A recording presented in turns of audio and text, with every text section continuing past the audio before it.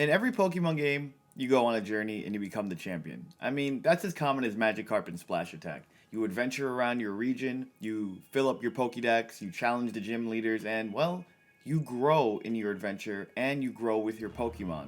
That's what Pokemon is all about. However, there's always bad guys to take care of on your journey to become champion. Since Generation 1, we've had villains like Giovanni and Team Rocket. I mean, going on, we've had Cyrus and Team Plasma, we've had Lysander. Every game has a, well, organization bent on world domination or destruction that you happen to stop along the way. That leads me to the main point of this video. Who is truly the bad guy of Pokemon Scarlet and Violet?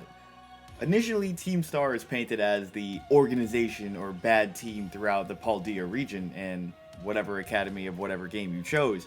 However, we come to learn that they are just a bunch of misunderstood students. They wanted to find a place of their own. In fact, they don't do anything evil or like any organization of any past Pokemon game. They're not hunting for a mythical or legendary Pokemon to take over the world or something like that. They aren't causing a ruckus or any crimes in town. In fact, the only time they do something bad is at the beginning of the game when they're bullying Penny, and that, well, they are just grunts of the team. They aren't even the leaders of Team Star. In fact, the leaders of Team Star are just students who were outcast and wanted to find a place of their own. Yes, a team and organization is responsible for its members, but when it gets that large, it's hard to manage in, every single individual. And yes, some bad apples may join and, well, abuse their power through reputation. So with Team Star out of the way, who is possibly left to be the bad guy in this game? Well, there are two options I could think of. The chairperson Gita, who always happens to be where you are and has taken an interest in you, as well as being the top champion of the region and being the chairperson of the Elite Four in gyms, as well as the chairperson and leader of the academy. And the second option, the professor. A professor that you never meet. You don't even get your starter Pokemon from the professor. And in fact, most of your interactions with the professor are pretty short. They're minimalistic. This professor seems aloof and only really cares about Koraidon and how you're progressing with that part of the journey. Nothing else, which is a bit strange considering how integral professors are in every single Pokemon game. From Oak to Elm, etc. to Sycamore, we always know as the professor as someone who is a guiding factor, someone who's always checking on our journey, checking our Pokédex, and, well, rooting for us. Here, we don't have that same connection. Now, final warning, if you guys didn't read the text, I am going to be talking about the ending of Pokemon Scarlet and Violet. Also, I'm going to be referring to the professor as Professor Sada, because I played Scarlet, that's how I remember the professor. I checked both endings, and the texts are exactly the same. There are no differences besides saying past and future, and of course, the name and he/she. Everything else is the same. Okay, so let's talk about the ending of the game. And by ending, I mean from the story of The Way Home. The Way Home begins when the game is complete. And not in a post-game kind of way, more of when all three individual stories come together for the big finale. Here, the professor finally thinks we're up for the task to help them in their undisclosed mission. They send us to the Great Crater of Paldea, and here we journey and foray into Area Zero. Area Zero is really interesting because it seems like it's this untouched, mysterious land. It's beautiful. You go in there, the grass is green, there's this beautiful sun, waterfalls, and the most important thing is a bunch of mysterious Pokemon going around. Now, the game loves the lore dump everything at the end. There is no kind of teaser of what's going on before. It's more of just like, here's these stories, and they, maybe a hint or two about what's going on beyond it, but everything is explained and kind of dumped here between all four research stations, which has journals in them explaining about the professor's past and how they got there, and of course, the most important thing, the time machine. What's bringing these Paradox Pokemon to Paldea and how they're getting to the present day, be it from the future or the past. Now, going through each of the journals helped me kind of formulate a timeline of what's going on. So if you haven't really read them, well, you didn't miss much. It's about one or two sentences, and the only thing we truly know about the past, or, the expedition team, is that someone from the expedition team died. And this is the first Pokemon game with actual deaths. I mean, yes, Generation 1 had Pokemon dying, but I'm talking about like a human actually dying. So, let's look at the timeline from Professor Sada's point of view. There, as a professor, she found something called the Terra Orb. With the Terra Orb, this is all shown in the first station, by the way. With the power of the Terra Orb, she's able to secure government funding. Now, with government funding, she's able to go for her dream. Her dream is to find a connection of Pokemon in the past and to, live with them, to find a true way to bring the past or herself to the past. With this, she now has a smaller team that moves directly into Area Zero because with the Terra Crystals, they not only power up machines, but it causes experiments to be more dangerous. There are unknown factors because it affects Pokemon and it affects machines. With this, corporate starts to fret. They're starting to worry. Professor, in the second lab and X amount of years passing, starts to mention words like paradise. She's talking about how the past is this paradise that she needs to bring back. And so that's kind of a hint to where her mindset is. During this time, after this, she gets pregnant and successfully brings her first Pokemon from the past. This Pokemon is the game's legendary. In mine, it was Koraidon. At the time, so she brings Koraidon, the first successful Pokemon from the past, at the time she is pregnant. Now, she seems obsessed with this book. In my game, the Scarlet book, possibly in your game, the Violet book, saying she wants to bring more from the past, to create this paradise for three of them. Three of them? Well, her and her pregnant baby counts as two. But who is this third one? Well, the third one is not the AI. For those who thought it was, the AI isn't built until later on, which I'm going to explain just in a little bit. So now we're left with two choices to be the third person to bring in her paradise. One, Mabstiff, which is the Pokemon I believe that she owns that she gives to Arven, or two, her husband. Basically, you don't have a baby without, a significant other. And, well, even if they aren't married or anything, it still is another significant other. And it's possible that the husband was part of the expedition team. And it was a small team that went into Area Zero. But the reason why I believe the third person is Mabstiff is because when you go to her lab in the time machine, the final lab, you see pictures of Arven as a small child. And you also see pictures of Mabstiff. And, well, my boss is an important part of the family. To Arven, that Pokemon's been with him all his life, and I'm assuming it must be the same for Professor Sada. However, it is logical to think that the man she bore a child with is one of them. Now, when we get to Lab 4, which seems to have eroded, not just through time, as you can see in every lab has vines and is a bit of in a withered state, this lab has crystals everywhere, like a terror experiment went wrong.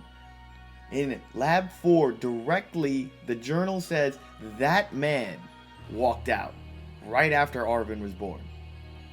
She states now, like, in a bit of a weird mental lapse, like, she's clearly desperate. She's possibly gone off the deep end. She goes, I need someone to trust, more people, more time. And that's probably because the funds and the backers were running low. We already know that the expedition team has quit on her due to the dangers of this job and the possible loss of other members. Or the way she's acting. She might have gone, one of my theories is that the terraforms, her being in that secluded area for so long, it must have driven her to, like, these crazy means. Like, she was possibly not herself. She was so obsessed with going to the past that she kind of forgot what's in front of her. However, going back to it, knowing that the husband left and the team is, the team is gone and the funds are low, she needs someone as good as her. And she states with the final sentence, if only there were two of me. There, she dubs the AI version in the next journal as her assistant, created due to the power of the Terra Crystals, as explained later on, by the AI herself. So, How is that possible? Well, as we said before, the Terra crystallizations help make machines more powerful, and they allow for a plethora of things to go on. But from here, we know that at least 15 to 14 years pass on, and the professor dies sometime during that, protecting Koraidon in Lab 4. This also helps prove that, well, the Scarlet Book, the person on the expedition team who was mortally wounded and died, was not the professor. That means 2 people have officially died in this game and officially in Pokemon, like 2 human beings. So, the Scarlet Book, or the Violet Book, is written by someone called Heath. He is the author. Now, originally my thought was that Heath was Sada's husband and Arwen's father, but Heath is also the name of the author in Violet, so that doesn't mean anything at all. The book was made before the professor. You aren't going to be, you aren't the author of your book if someone else is the author and then you're going to write your name on it after.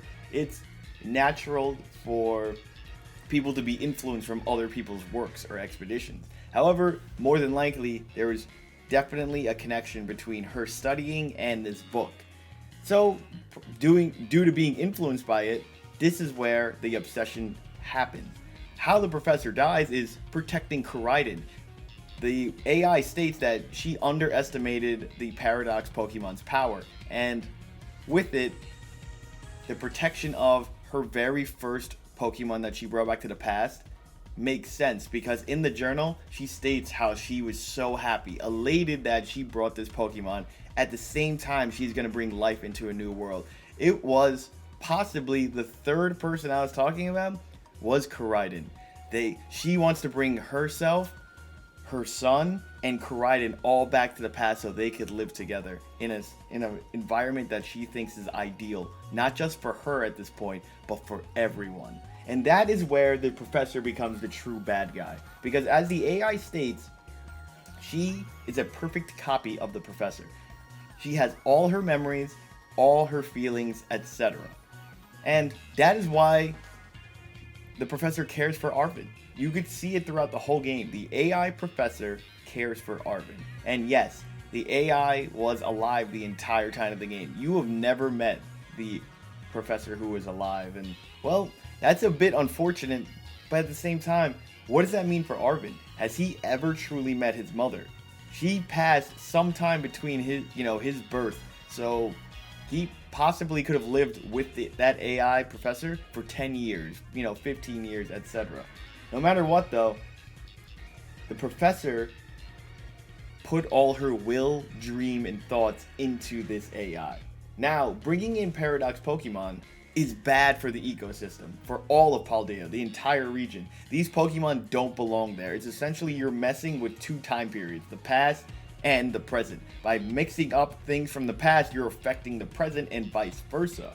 So, now, is this unseen? The professor is very smart. They were able to create not only the most sophisticated AI ever, they were able to create a time machine. So, my question is this, or not question, but actual thought out statement.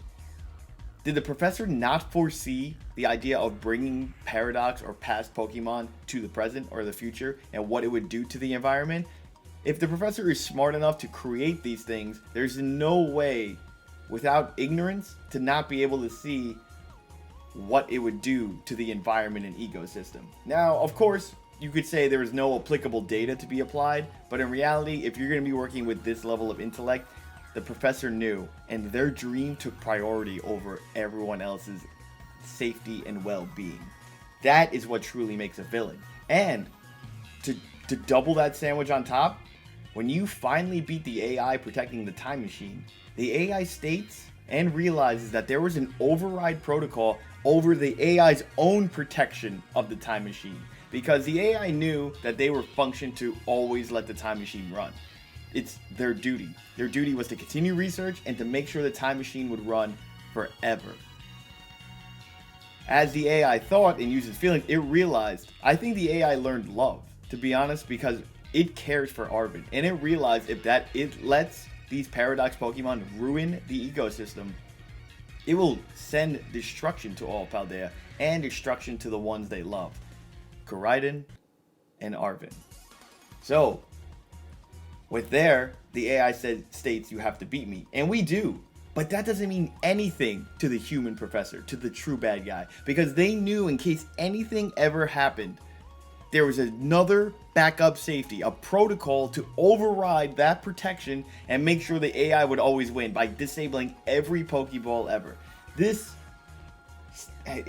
goes to show even the AI was afraid, and this would that he would never stop sending Pokemon to this time period. It was so important to them that it even would destroy the world, and it flabbergasted that AI.